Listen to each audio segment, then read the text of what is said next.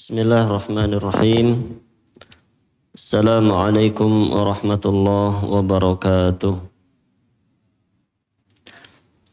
Innal hamdalillah nahmaduhu wa nasta'inuhu wa nastaghfiruh wa na'udzu billahi min shururi anfusina wa sayyiati a'malina.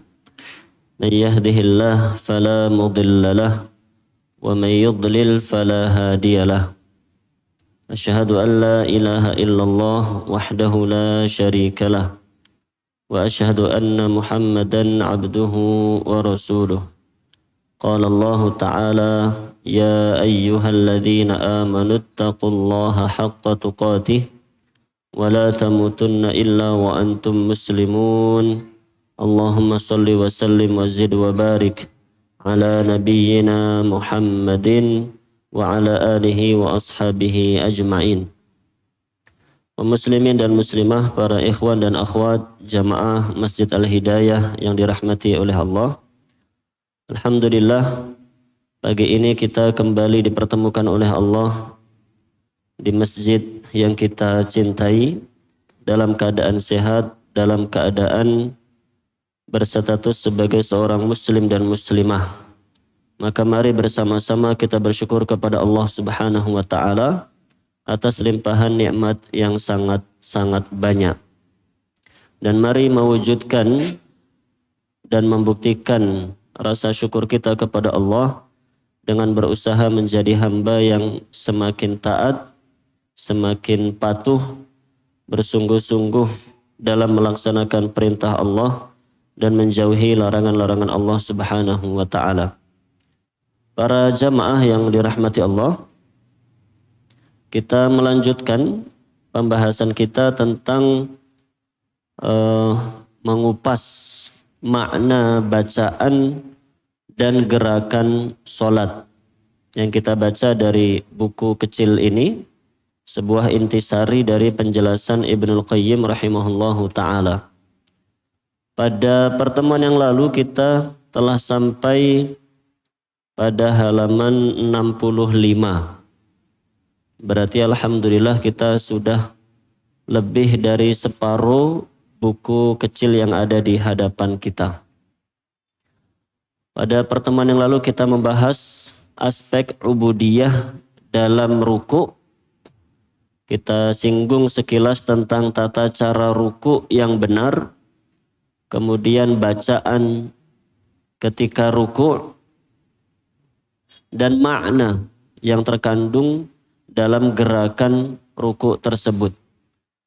Kenapa kita dalam sholat itu salah satu gerakannya adalah ruku, menundukkan tubuh kita di hadapan Allah Subhanahu wa Ta'ala.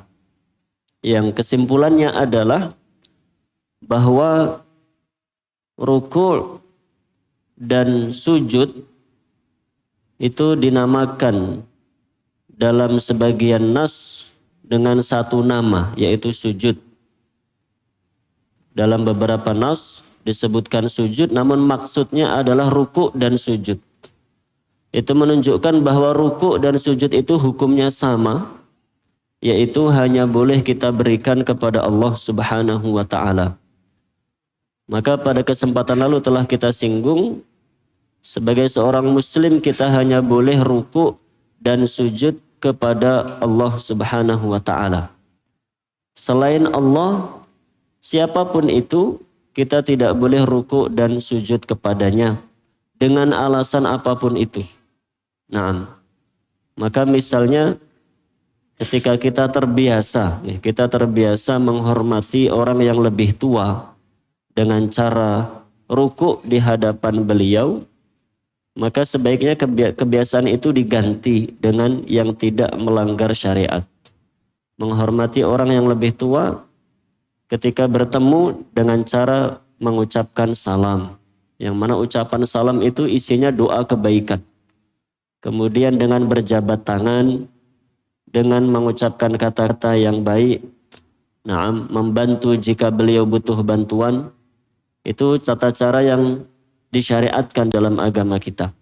Adapun ruku kepada selain Allah, maka itu tidak dibenarkan. Nah, itu sedikit ringkasan dari kajian kita pada pertemuan yang lalu. Sekarang kita baca halaman 66. Di sini penulis memberi judul aspek ubudiyah dalam i'tidal. I'tidal, insyaallah kita semua sudah tahu, okay? Yaitu ketika kita berdiri setelah ruku'. Setelah kita ruku' selesai, kemudian kita berdiri tegak kembali, itulah yang disebut dengan i'tidal. Kita membaca sami'allahu liman hamidah. Dan yang perlu diketahui para jamaah yang dirahmati oleh Allah, seperti dalam ruku', seperti dalam gerakan ruku', bahwa i'tidal itu juga sama dalam hal bahwa gerakannya itu hukumnya rukun. Gerakan kita bergerak ruku', kita bergerak i'tidal, gerakannya itu hukumnya adalah rukun sholat. Tapi bacaan kita sami'allahu liman hamidah, bacaan kita rabbana walakal hamdu, bacaannya itu hukumnya wajib. Saya ulangi, ketika kita i'tidal, ketika kita ruku', gerakannya itu termasuk rukun sholat. Tapi bacaan ketika kita bergerak hendak i'tidal, sami'allahu liman hamidah, atau bacaan ketika i'tidal, rabbana walakal hamdu, bacaannya itu hukumnya wajib. Dan ini sudah beberapa kali saya ulang-ulang. Kita harus membedakan antara rukun sholat dan wajib sholat. Kalau rukun itu harus dikerjakan, alias tidak boleh ditinggalkan sama sekali. Sengaja ditinggalkan, sholatnya batal. Okay.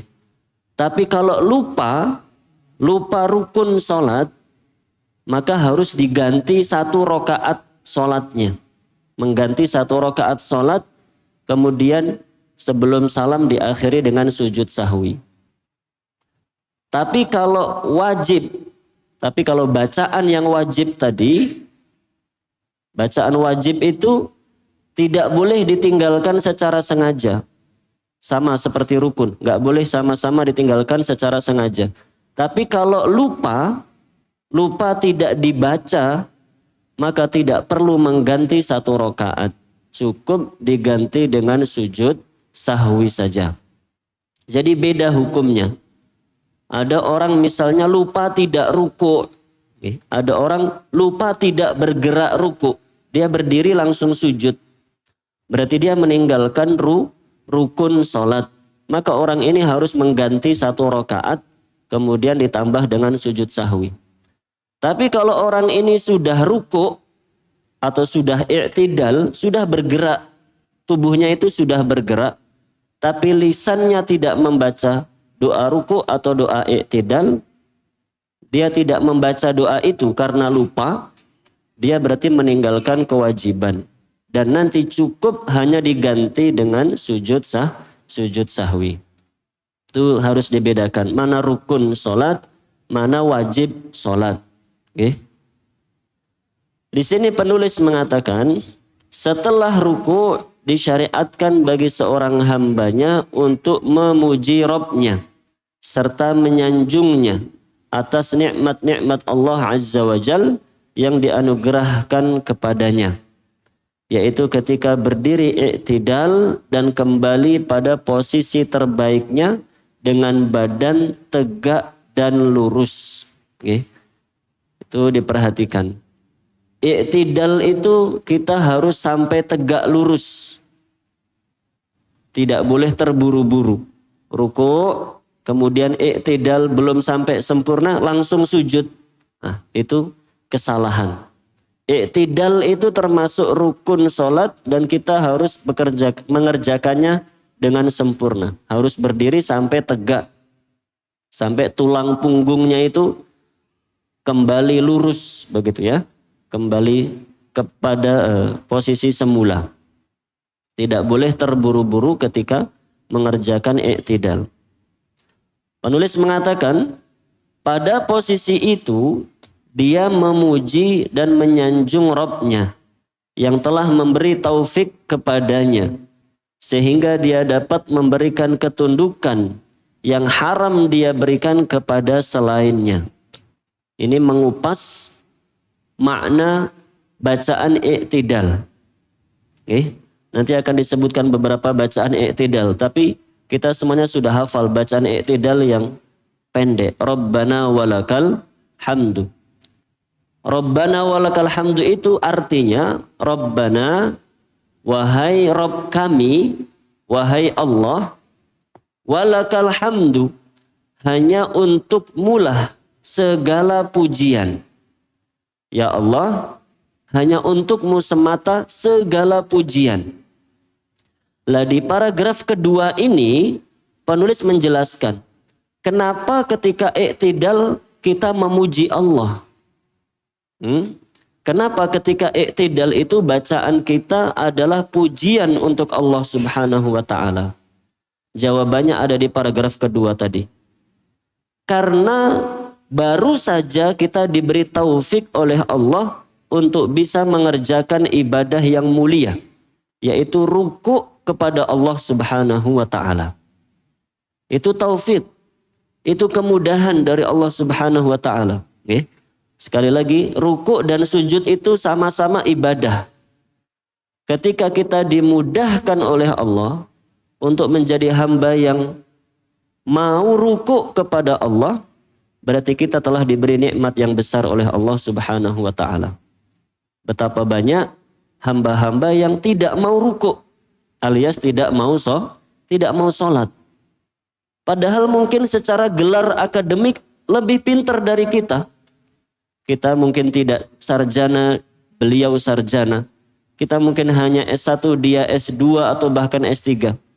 Secara gelar akademik lebih pintar dari kita, tapi dia tidak sholat.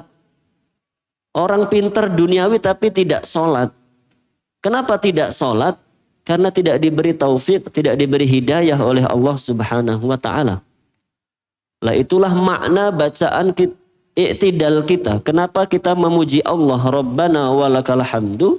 Karena baru saja kita diberi kemudahan oleh Allah untuk bisa ruku kepada Allah Subhanahu wa taala. Dan itu hidayah yang sangat mahal. Hidayah yang sangat mahal. Buktinya tidak semua orang diberi hidayah untuk mau sholat kepada Allah Subhanahu wa ta'ala. Maka ketika membaca doa i'tidal, Rabbana walakal hamdu, baca dengan sepenuh hati para jamaah. Ini nasihat untuk diri pribadi dan semoga juga bermanfaat untuk para jamaah. Jadi ketika membaca Rabbana walakal hamdu itu harus dengan penuh penghayatan. Dari dalam hati kita mengucapkan itu. Ya Allah, hanya untukmu segala pujian. Karena yang bisa menunjukkan kita, memudahkan kita untuk sholat, itu hanya Allah Subhanahu wa ta'ala. Selain Allah itu tidak ada yang bisa memudahkan kita untuk mau sholat. Bahkan sekalipun orang tua kita sendiri. Betapa banyak anak-anak yang tetap tidak mau sholat padahal orang tuanya sudah mendidik mati-matian. Bahkan sudah marah-marah. Bahkan sudah mulai menghukum, mulai memukul karena sudah lebih dari 10 tahun. Tapi tetap tidak mau sholat karena tidak diberi hidayah oleh Allah Subhanahu wa ta'ala. Lah kita diberi hidayah oleh Allah untuk mau sholat. Makanya kita memuji Allah dengan setinggi-tingginya. Rabbana walakal hamdu. Naam. Selanjutnya dari Abu Hurairah radhiyallahu anhu, Rasulullah sallallahu alaihi wasallam bersabda. Langsung kita baca artinya. Ketika imam salat mengucapkan sami'allahu liman hamidah, Allah mendengar siapa saja yang memujinya, maka ucapkanlah Allahumma rabbana lakal hamdu. Ya Allah, Rabb kami, bagimu segala pujian. Untuk apa kita membaca doa seperti itu? Karena barang siapa yang ucapannya selaras dengan ucapan malaikat, dia mengucapkan Rabbana walakal hamdu beriringan bersamaan dengan bacaannya malaikat, maka akan diampuni dosa-dosanya yang telah lalu. Hadis sahih riwayat Bukhari dan Muslim. Ini ilmu baru untuk kita. Selama ini kita taunya yang menjadi sebab diampuni dosa kalau mengucapkan amin bareng dengan malaikat. Ternyata mengucapkan Rabbana walakal hamdu pun demikian. Jika kita mengucapkannya bareng dengan malaikat, maka Allah Subhanahu wa taala menjanjikan untuk mengampuni dosa-dosa kita. Jadi para jamaah, dalam gerakan dan bacaan sholat itu sangat banyak kesempatan agar kita diampuni dosanya oleh Allah Subhanahu wa taala. Tinggal bagaimana kita dalam mengerjakan sholat tersebut. Apakah benar-benar khusyuk, apakah benar-benar sempurna, itu kembali kepada diri kita masing-masing. Nah, berdasarkan hadis ini para jamaah, kalau kita cermati nggih, tadi kan teks hadisnya berbunyi, kalau imam mengucapkan sami Allahu liman hamidah, maka ucapkanlah, maksudnya, maka makmum hendaknya membaca Rabbana walakal hamdu. Kan begitu teks hadisnya. Lah berdasarkan hadis ini, maka kemudian terjadi perselisihan di antara para ulama. Ketika kita sholat berjamaah itu, kita mengucapkan sami Allah liman hamidah atau tidak sebagai makmum. Berdasarkan hadis ini, kalau Imam Ahmad bin Hanbal rahimahullah berpendapat yang mengucapkan sami Allahu liman hamidah itu hanya imam. Adapun makmum langsung membaca Rabbana walakal hamdu. Apa alasannya? Hadis yang baru saja kita baca. Secara tekstual Rasulullah Shallallahu Alaihi Wasallam memerintahkan begitu. Kalau imam baca sami Allah liman hamidah, maka bacalah Rabbana walakal hamdu. Makanya para jamaah kalau memperhatikan sholat jamaah di Masjidil Haram atau di Masjid Nabawi, kan ada petugas yang mengulangi bacaan imam, begitu kan? Kalau imamnya Allahu Akbar, dia mengikuti Allahu Akbar. Imamnya Allahu Akbar, dia mengulangi Allahu Akbar. Tapi ketika imam sami Allahu liman hamidah, apa yang diucapkan? Rabbana walakal hamdu. Begitu, karena memang di sana mayoritas bermadhab dengan madhab Hanbali. Dan madhab Hanbali seperti tadi, makmum cukup membaca Rabbana walakal hamdu. Tapi madhab Syafi'i dan madhab yang lain mengatakan imam dan makmum sama. Semuanya membaca sami Allahu liman hamidah dan Rabbana walakal hamdu. Dan dua-duanya ada dalilnya. Terserah kita pilih yang mana, dan yang sudah terbiasa kita lakukan diteruskan saja. Okay? Para jamaah biasa pakai yang mana? Baca sami Allah apa tidak? Tidak, Masya Allah.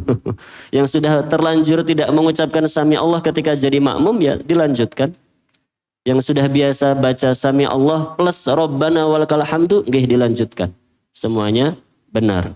Kalau saya pribadi sama, nggih, saya tidak mengucapkan sami Allah liman hamidah.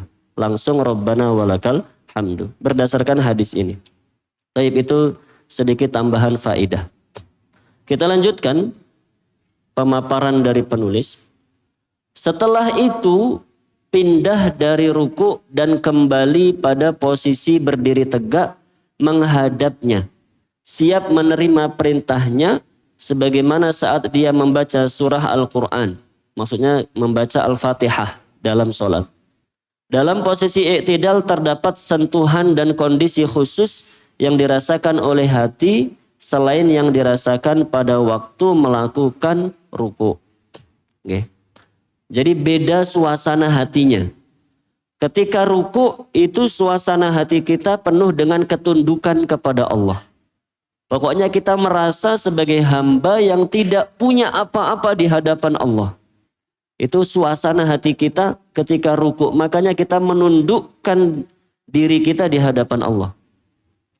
Adapun ketika i'tidal itu posisi tubuh kita berdiri.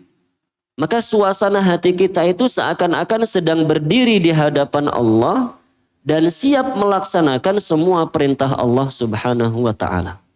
Okay. Berdiri di hadapan Allah dengan penuh kepasrahan. Mau diperintah apa saja kita siap. Itu yang kita rasakan ketika kita i'tidal. Kemudian paragraf selanjutnya di sini penting. Penulis mengatakan posisi i'tidal adalah salah satu rukun utama salat yang sama kedudukannya dengan ruku dan sujud. Seperti tadi kita singgung. Ruku itu rukun, i'tidal itu rukun, sujud juga rukun.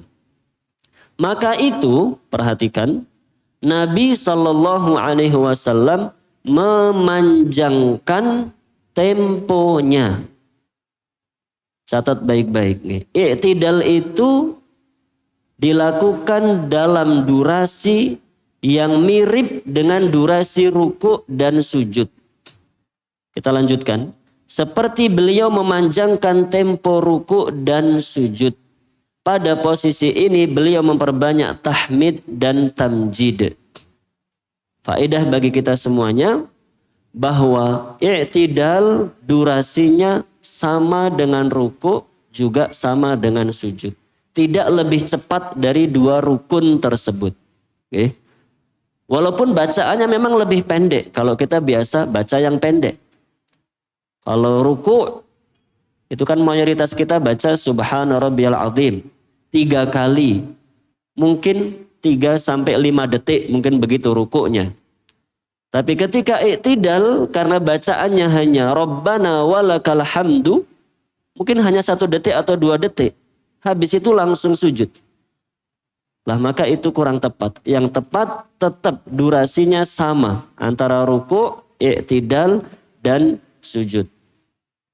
Hal itu disunnahkan. Jadi dalam banyak hadis diterangkan. Di antaranya yang diriwayatkan oleh Imam Muslim. Disebutkan dalam hadis itu, kana yaqumu ahyanan hatta yaqulal qa'il qad nasiyah. Rasulullah SAW itu ketika i'tidal durasinya lama. Sama seperti durasi ruku dan sujud. Sampai-sampai sebagian jamaah itu mengira qad nasiyah. Sepertinya beliau lupa. Okay. Sampai ada yang mengira beliau itu lupa dengan gerakan sholatnya. Saking lamanya beliau i'tidal sallallahu alaihi wasallam. Maka itu perlu diperhatikan. I'tidal harus sampai tumakninah. Berdiri tegak, lurus kembali tulang punggung kita. Tidak boleh terburu-buru. Nah, selanjutnya dari Abu Sa'id Al-Khudri radhiyallahu anhu dia menuturkan bahwa Rasulullah sallallahu alaihi wasallam ketika mengangkat kepalanya dari ruku, beliau mengucapkan ini doa i'tidal. Rabbana lakal hamdu mil'as samawati wal ardi wa mil'a ma syi'ta min syai'in ba'du. Ahla tsana'i wal majdi ahaqqu ma qala al-'abd wa kulluna laka 'abd. Allahumma la mani'a lima a'tait wa la mu'tiya lima mana'at wa la yanfa'u dzal jaddi minkal jaddu. Masya Allah. Panjang. Ada yang hafal para jamaah? Saya juga tidak hafal. Saya tidak biasa pakai yang itu. Kalau Syekh Al-Albani rahimahullahu ta'ala dalam sifat salat Nabi, beliau menyebutkan ada 10 doa i'tidal. 10 doa i'tidal kita bisa memilih yang mana saja. Yang paling pendek yang biasa kita baca Rabbana walakal hamdu. Atau ada juga riwayat lain tidak pakai wa. Jadi Rabbana lakal hamdu. Itu juga ada riwayat yang sahih. Kalau saya biasa pakai yang ditambahi Rabbana walakal hamdu mil'as samawati wa mil'al ardi wa mil'a ma syi'ta min syai'in ba'du. Itu juga sahih riwayat Muslim. Maka kita bisa memilih doa yang mana saja. Naam, itu terkait dengan i'tidal. Naam. Kemudian para jamaah yang dirahmati oleh Allah, sebelum kita baca pembahasan yang selanjutnya, secara ringkas, mungkin perlu kita singgung sedikit terkait dengan tata cara i'tidal yang sering ditanyakan dan selalu jawabannya sama sebenarnya, tapi juga sering ditanyakan. Ketika i'tidal, Ustadz, tangannya lurus dilepas ke bawah atau sedekap lagi? Begitu yang sering ditanyakan. Maka jawabannya para jamaah yang dirahmati oleh Allah Subhanahu wa taala, bahwa hal itu adalah masalah khilafiyah. Jadi ketika i'tidal kita mau sedekap atau tidak sedekap, itu masalah khilafiyah yang sangat panjang sekali pembahasannya dan semua hadisnya sahih. Masalahnya begitu. Semua hadisnya sahih. Tinggal bagaimana kita bijak dalam memilih pendapat tersebut. Di sini saya bacakan penjelasan Syekh Al-Albani. Syekh Al-Albani dalam sifat sholat, beliau memilih untuk tidak sedekap. Syekh Al-Albani rahimahullah memilih untuk tidak sedekap ketika i'tidal. Beliau mengatakan, li'annal wad'al madhkur lam yarid lahu dzikrun fil qiyamil awal fi syai'in min turuqil hadithi wa alfadhihi. Karena hadis yang dijadikan dalil oleh ulama yang mengatakan sedekap ketika i'tidal, itu bukan hadis yang sorih. Sorih itu lugas. Bukan hadis yang secara lugas, bukan hadis yang secara tekstual menerangkan tentang perintah untuk sedekap ketika i'tidal. Oleh karena itu, beliau mengatakan tidak perlu sedekap ketika i'tidal. Itu yang dirajihkan oleh Syekh Al-Albani rahimahullahu ta'ala. Dan saya juga lebih sering mengamalkan yang itu. Saya lebih sering mengamalkan bahwa ketika i'tidal tidak sedekap. Namun sekali lagi, dalam hal ini terdapat khilafiyah di kalangan para ulama. Kita bisa memilih yang mana saja. Memilih sedekap ataupun tidak, semuanya dalilnya kuat. Naam. Dan karena masalah ini khilafiyah yang mu'tabarah, masalah khilafiyah yang memang baku begitu, maka ini bukan wilayah untuk saling mengingkari atau saling mencela. Yang sedekap tidak perlu mencela yang tidak sedekap, sebaliknya pun demikian. Yang tidak sedekap tidak perlu mencela yang sedekap. Karena ini khilafnya mu'tabar, khilaf yang baku sejak zaman dahulu. Jadi tidak perlu saling mencela atau saling mengingkari dalam hal ini. Kemudian yang terakhir terkait dengan i'tidal, biasanya yang ditanyakan yaitu ketika sholat subuh. Ketika sholat subuh, banyak saudara-saudara kita muslimin muslimah khususnya di negara kita, yaitu membaca doa kunut. Rutin membaca doa kunut setiap melaksanakan sholat subuh. Maka para jamaah yang dirahmati oleh Allah, yang perlu kita ketahui bahwa pertama, dalil yang menjelaskan bahwa Rasulullah Shallallahu Alaihi Wasallam itu kunut subuh sampai akhir hayat beliau, itu hadisnya tidak sahih. Hadisnya diriwayatkan oleh Anas bin Malik radhiyallahu anhu. Anas bin Malik mengatakan, mazala Rasulullah Shallallahu Alaihi Wasallam yaqnutu fis subhi. Rasulullah Shallallahu Alaihi Wasallam terus menerus kunut ketika melaksanakan sholat subuh hatta faraqad dunya, sampai beliau meninggal dunia. Begitu hadis Anas bin Malik radhiyallahu anhu. Hadis itu diriwayatkan oleh Abdul Razzaq dalam Musannaf, Ibnu Abi Syaibah, Daruqutni, Baihaqi dan yang lain-lain. Dan para ahli hadis mengatakan hadza lam yasih. Hadis ini bukan hadis yang sahih. Pertama itu. Ini hadisnya tidak sahih, maka tidak bisa kita amalkan. Kemudian yang kedua, kalaupun hadis itu sahih, seandainya hadis itu sahih, maka yang dimaksud dengan kunut sampai akhir hayat beliau dalam hadis ini, maksudnya kunut dalam artian panjang bacaannya. Jadi kata kunut dalam bahasa Arab itu seringkali dimaknai dengan arti berdiri dalam durasi yang lama. Kalau kita berdiri dalam waktu yang lama, dalam waktu yang panjang, itu dalam bahasa Arab biasa disebut dengan kunut. Maka para ulama menjelaskan demikian. Seandainya hadis tadi sahih, maka yang dimaksud dengan kunut itu bukan membaca doa kunut, tapi yaitu memanjangkan atau melaksanakan sholat subuh dengan bacaan yang panjang. Begitu maksud kunut dalam hadis tersebut. Hal itu sesuai dengan ayat-ayat Al-Quran. Okay. Ayat-ayat Al-Quran ketika menamai orang-orang yang berdiri dalam durasi lama untuk beribadah kepada Allah, Allah menamai mereka sebagai hamba-hamba yang berkunut. Yaitu seperti firman Allah dalam surat Az-Zumar. Amman huwa qanitun ana al-layli sajidan wa qa'iman yahdarul akhirah wa yarju rahmata rabbih. Siapa lagi yang lebih baik daripada seorang hamba yang setiap malamnya dia kunut. Setiap malamnya dia kunut. Apa maksud setiap malam dia kunut?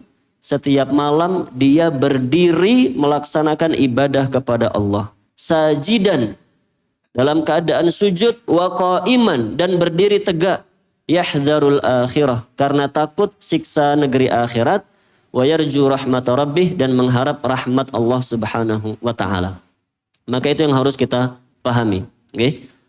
Pertama, hadisnya tidak sahih. Kedua, kalaupun sahih, yang dimaksud dengan kunut adalah memanjangkan bacaan dalam sholat subuh. Adapun hadis yang sahih terkait dengan kunut, yaitu adalah kunut nazilah. Okay. Kalau kunut nazilah, kunut yang dibaca ketika ada musibah, ada bencana, maka itu hadisnya sahih. Naam. Dan itu hanya dilakukan ketika ada sebabnya saja. Tidak dilakukan secara terus-menerus. Naam. Maka tidak perlu kita rutin untuk membaca kunut subuh. Lah terus kalau kita sholat berjamaah Ustaz. Berjamaah imamnya kunut. Sholatnya sah atau tidak? Nggih, jawabannya sah. Tidak sampai membatalkan sholat. Begitu nggih. Sholatnya tetap sah. Terus pertanyaannya lagi. Tapi kita perlu ikut kunut atau tidak? Lah di sini yang khilaf di antara para ulama. Kalau Imam Ahmad bin Hanbal, imamnya kunut, beliau ikut kunut. Okay. Imam Ahmad ketika imamnya kunut, beliau ikut kunut rahimahullahu ta'ala. Abu Hanifah tidak. Abu Hanifah kalau imamnya kunut, beliau tidak ikut kunut. Karena itu bukan sesuatu yang disyariatkan dalam sholat. Maka yang benar wallahu a'lam, kalau imamnya kunut, kita tidak perlu ikut kunut. Begitu okay. Imamnya kunut, biarkan tetap kunut. Kita tidak kunut subuh. Terus ngapain? Apa diam saja? Jangan diam saja. Kalau imamnya kunut, kita tidak ikut kunut, kita ulang-ulang bacaan i'tidal itu. Rabbana walakal hamdu. Rabbana walakal hamdu. Rabbana walakal hamdu. Terus diulang-ulang. Karena boleh kita mengulang-ulang bacaan sholat. Yang tidak boleh itu justru diem, melongo, bengong begitu dalam sholat. Itu yang tidak boleh. Makanya tidak ada gerakan sholat yang kosong dari bacaan. Kan? Tidak ada gerakan sholat yang tidak ada bacaannya. Semua gerakan sholat ada bacaannya. Kalau imamnya kunut, kita tidak ikut kunut, maka ulang-ulang bacaan i'tidalnya. Rabbana walakal hamdu. Kalau hafal yang panjang, baca yang panjang. Rabbana walakal hamdu mil'as samawati wa mil'al ardi wa mil'a ma bainahuma wa mil'a ma syi'ta min syai'in ba'du. Atau riwayat-riwayat yang lainnya. Tayyib. Masih ada waktu 15 menit. Okay. Kita lanjut dengan sujud. Okay. Aspek ubudiyah dalam sujud.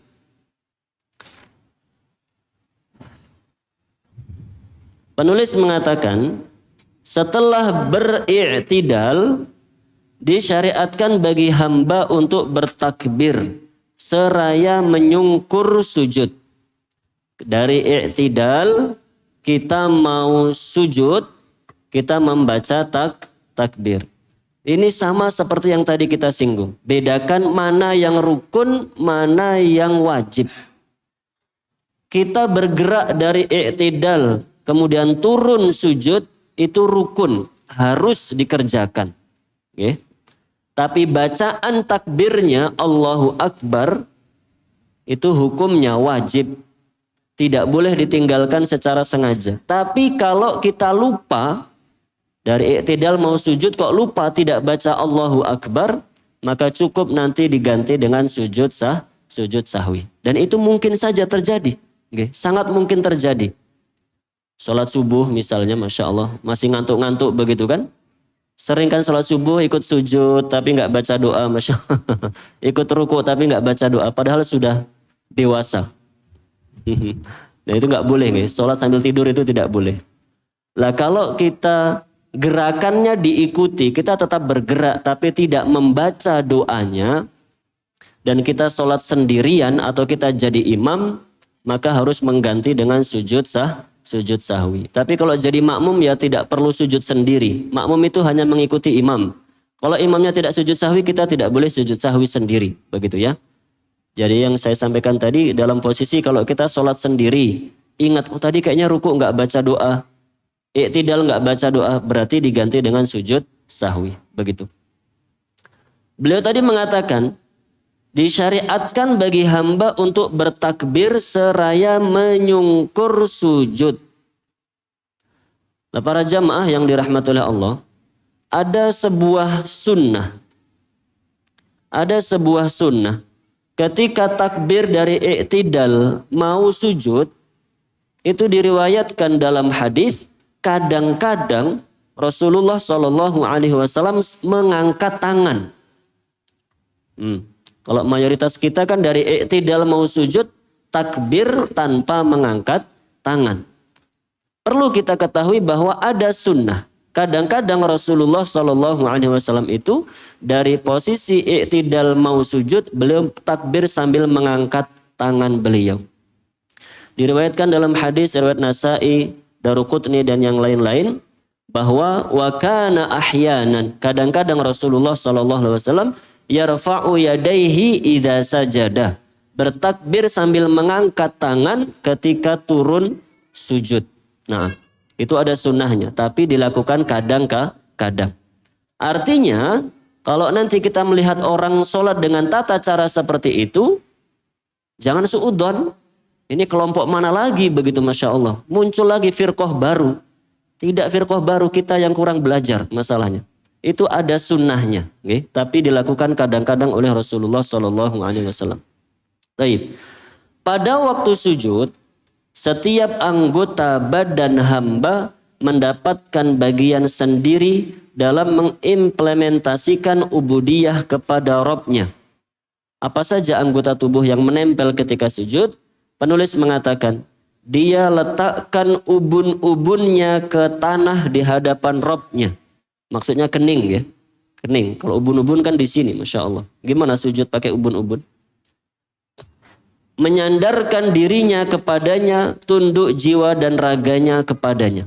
Sujud, meletakkan anggota tubuh kita yang paling mulia di tanah. Itu hanya kita berikan kepada Allah Subhanahu wa Ta'ala. Tidak boleh sujud kepada selain Allah. Okay? Walaupun kepada orang tua. Okay? Kepada orang tua kita sendiri kita wajib menghormati, harus hormat. Tidak hormat sedikit saja sudah berdosa. Tapi tidak sampai harus sujud kepada orang tua. Okay? Hormat kepada orang tua dengan cara yang lain. Dengan sopan, dengan bertutur kata yang baik, memenuhi kebutuhannya, membantunya, begitu. Tidak sambil sujud kepada orang tua. Dia rela meletakkan bagian tubuhnya yang paling mulia, yaitu wajahnya ke tanah, berlumur debu di hadapan Rabb-nya. Naam. Jiwa dan raganya tunduk kepadanya, hina di hadapan keagungannya, dan takhluk di hadapan keperkasaannya, demikian seterusnya. Langsung kita ke paragraf terakhir dari halaman ini. Masih di halaman yang sama, paragraf terakhir. Disyariatkan mengangkat kedua paha. Ini tata cara sujud. Diperhatikan bagaimana tata cara sujud yang baik. Disyariatkan mengangkat kedua paha dari kedua betis. Paha belakang maksudnya. Paha belakang kita itu jangan menempel ke betis belakang. Tapi dijauhkan. Jadi betisnya tentunya lurus begitu, dan paha kita tegak. Paha kita tegak, tidak menempel di betis. Itu yang pertama. Terus merenggangkan perutnya dari kedua paha. Perut itu tidak boleh nempel di paha. Jadi ketika sujud itu jarak antara perut dengan paha renggang, tidak ditempelkan begitu. Nah, kalau menempel berarti itu belum sempurna sujudnya. Oke? Tidak boleh nempel dengan paha perut kita. Agak direnggangkan, dijauhkan perut dari paha. Kemudian yang ketiga, kedua lengan atasnya, lengan atas yang di atas siku, okay? Lengan atas itu yang di atas siku ini, dan kedua lengan atasnya dari pinggangnya. Maksudnya menjauhkan lengan atas ini dari pinggang. Jadi sujud itu bukan begini, okay?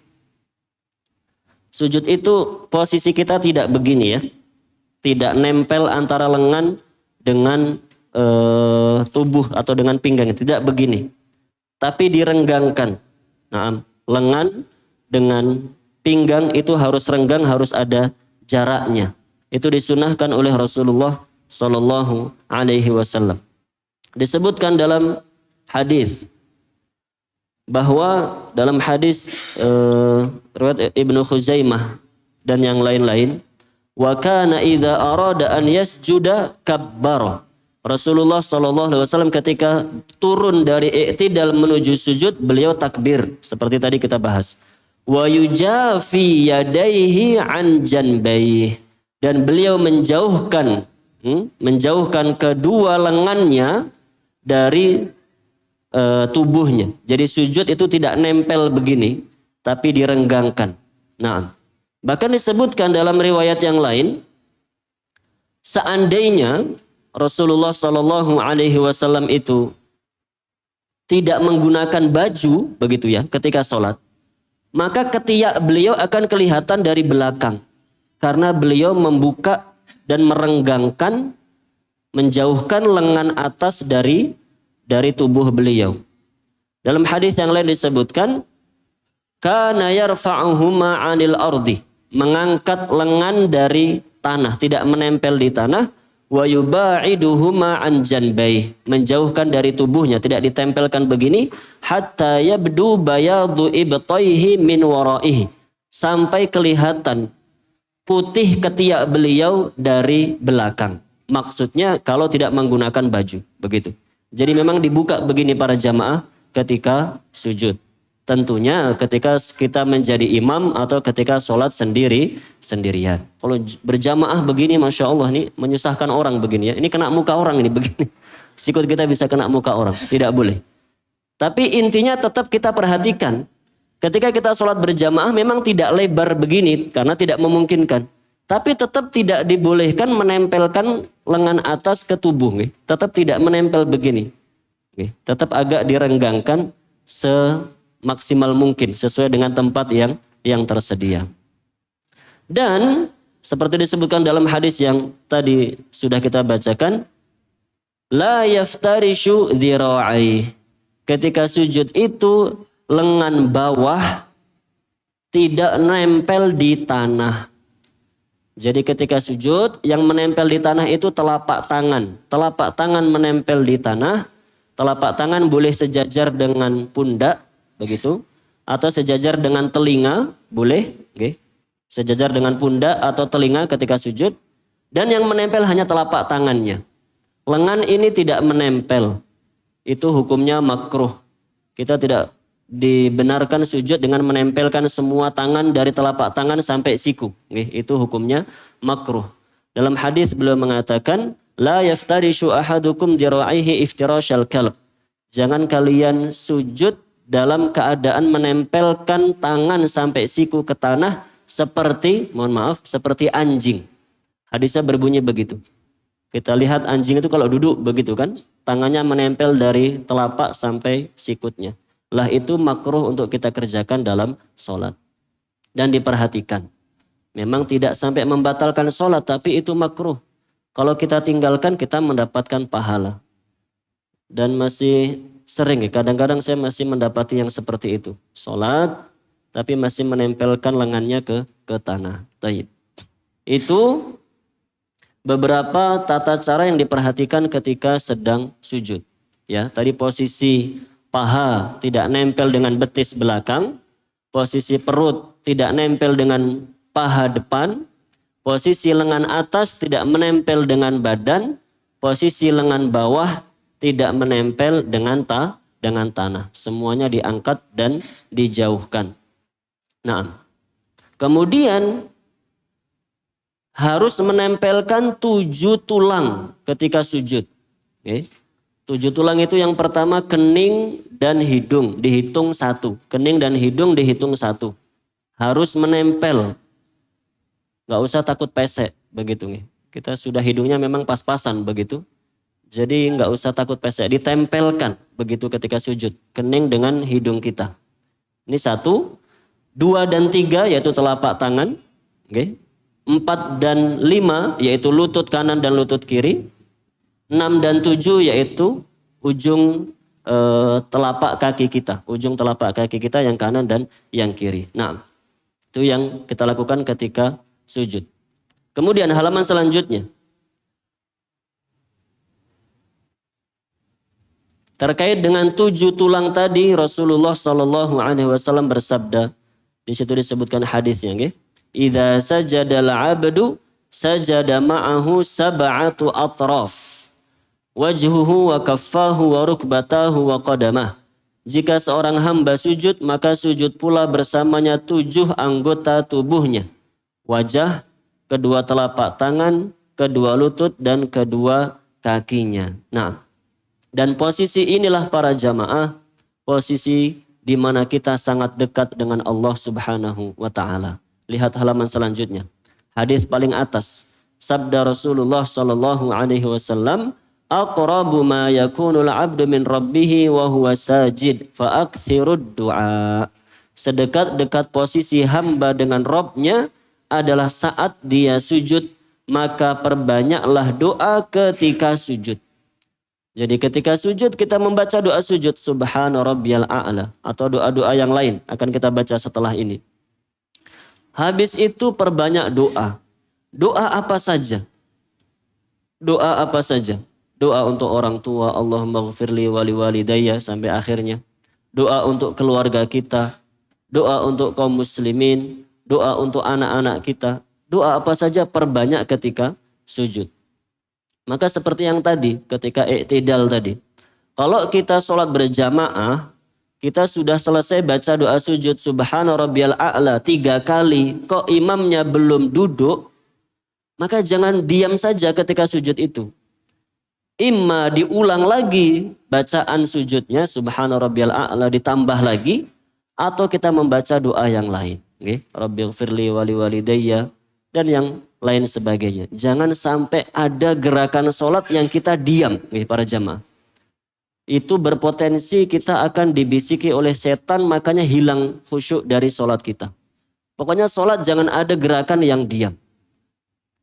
Kecuali ketika sholat berjamaah kita mendengarkan bacaan imam. Sholat jahriyah itu kita mendengarkan, tapi kan tidak diam melongo begitu maksud saya. Kalau sholat sirriyah pun begitu. Sholat sirriyah, duhur dan asar. Kita sudah baca Fatihah, sudah baca surat pendek. Kok imamnya belum ruku? Jangan diam saja. Baca lagi surat yang lain. Baca lagi surat yang lain. Walaupun tidak selesai, tidak apa-apa. Misalnya tadi sudah Fatihah, sudah baca wattini wazzaitun. Imamnya belum ruku. Daripada diam saja kita bisa digoda oleh setan, baca surat yang lain. Yang pendek, inna a'tainakal kautsar. Baru baca 1 ayat, 2 ayat kok imamnya ruku, ya sudah. Nggak perlu diselesaikan bacaannya, langsung ruku bersama imam. Nah, setelah itu penulis menyebutkan beberapa doa sujud. Di antara zikir yang diucapkan ketika sujud yaitu subhana rabbiyal a'la. Maha suci Rabbku yang maha tinggi. Itu yang paling umum kita baca. Ada doa yang lain disebutkan oleh penulis di sini. Allahumma laka sajadtu wa bika amantu wa laka aslamtu. Sajada wajhiya lilladhi khalaqahu wa sawwarahu wa syaqqa sam'ahu wa basarah. Tabarakallahu ahsanul khaliqin. Itu doa yang lain. Artinya, ya Allah, untukmu aku bersujud, padamu aku beriman, kepadamulah aku berserah diri, wajahku sujud kepada yang menciptakannya. membaguskan bentuknya dan menciptakan penglihatannya dan pendengarannya. Maha suci Allah, dialah sebaik-baik pencipta. Dalam sifat solat Nabi, Syekh Al-Albani rahimahullah ta'ala menyebutkan ada 12 riwayat. Ada 12 riwayat terkait dengan doa sujud. Kita boleh memilih yang mana saja. Nah, demikian para jamaah yang dirahmati oleh Allah. Kajian kita pada kesempatan pagi hari yang berbahagia ini. Kita baca tentang i'tidal. Kemudian kita baca tentang sujud. Oh ya, sebelum diakhiri tadi ada satu yang saya lupa tidak menyebutkannya, yaitu ketika turun dari i'tidal kemudian mau sujud, mana yang terlebih dahulu sampai tanah, tangannya dulu atau lututnya dulu, itu juga masalah khilafiyah. Sama seperti ketika i'tidal tadi. I'tidal sedekap atau tidak khilafiyah. Ini ketika sujud tangan dulu atau lutut dulu juga khilafiyah. Semua hadisnya itu sahih. Nah, dan Syekh Al-Albani rahimahullah ta'ala merajihkan, Syekh Al-Albani mengatakan yaitu mendahulukan tangannya. Mendahulukan tangannya baru lututnya ketika turun untuk sujud. Yang menjadi sebab perselisihan itu karena hadisnya memang bisa difahami dengan dua makna para jamaah. Jadi kan hadisnya melarang ketika kalian sujud maka jangan turun seperti unta. Kalau mau sujud jangan turun seperti cara turunnya unta. Sudah pernah lihat unta tuh? Mau duduk. Nanti dicari di YouTube ya. Tata cara gimana? Unta menderum atau unta duduk begitu. Lah unta itu kalau mau duduk adalah dia menurunkan lututnya yang depan dulu. Oke. Jadi lutut yang depan itu diturunkan, dek begitu. Jadi dia lututnya tidak seperti tangan kita. Kalau tangan kita kan nekuk ke belakang ya. Kalau lutut depan unta itu seperti kaki kita. Dia menekuk ke depan begini. Lah unta itu ketika akan duduk mendahulukan lututnya yang depan. Dek begitu. Baru bagian tubuhnya yang belakang. Lah karena cara turunnya unta seperti itu, maka ulama beda-beda memahaminya. Ada yang mengatakan kan katanya tidak boleh turun seperti unta. Unta itu mendahulukan lututnya. Berarti kita diperintahkan mendahulukan tangannya. Begitu. Yang lain enggak begitu. Memang yang turun itu yang menyentuh tanah memang lututnya. Tapi kan itu kaki depan. Kaki depan bukan kaki belakang. Berarti itu tangannya. Maka kalau turun kita harus lututnya dulu bukan tangannya kalau begitu. Masya Allah. Mana yang benar? Ya benar semuanya. Memang ya begitu hadisnya bisa dimaknai dengan dua makna. Oleh karena itu ini masalah khilafiyah. Kita bisa mengamalkan yang mana saja. Dan ini bukan wilayah untuk saling mencela. Yang tangan dulu nggak perlu mencela yang lutut dulu, begitu pula yang sebaliknya. Maka semuanya benar, wallahu a'lam, tinggal kita memilih yang mana. Wallahu a'lam bishawab. Demikian kajian kita pada kesempatan pagi yang berbahagia ini. Semoga menjadi ilmu yang bermanfaat untuk diri saya pribadi dan jamaah sekalian. Seperti disampaikan oleh Abu Hafsah tadi, setelah ini ada daurah nih, para jamaah insyaallah sudah membaca pengumumannya. Ada daurah bersama Ustadzuna Ustadz Muslim Al-Athari hafidhahullah ta'ala. Jangan pada pulang. Okay? Jangan pada pulang. Dengarkan daurahnya sampai selesai jika bisa agar kita mempersiapkan diri dengan baik menjelang datangnya bulan Ramadan. Karena kalau kita tidak persiapan, khawatir kita tidak sempurna melaksanakan puasa Ramadan. Padahal puasa Ramadan adalah salah satu ibadah inti dalam agama Islam kita. Naam, saya akhiri dengan doa kafaratul majlis. Subhanakallahumma bihamdik asyhadu an la ilaha illa anta astaghfiruka wa atubu ilaik. Sallallahu ala nabiyyina Muhammad wa ala alihi wa sahbihi ajma'in. Assalamualaikum warahmatullahi wabarakatuh.